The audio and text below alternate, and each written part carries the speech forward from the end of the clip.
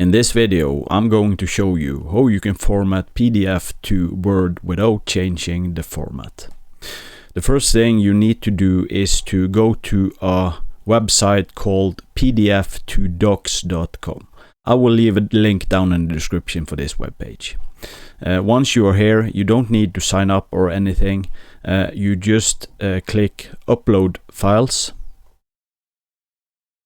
And inside here, you want to choose the PDF you want to convert to Word.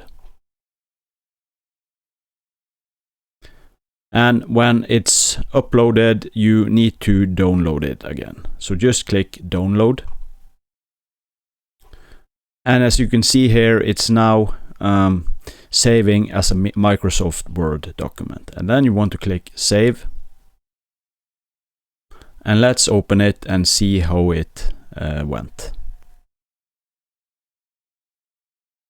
And as you can see now, we now have the document inside Word, and you are able to edit it. So this is how you convert PDF to Word without changing the format. Thanks for watching. Please subscribe.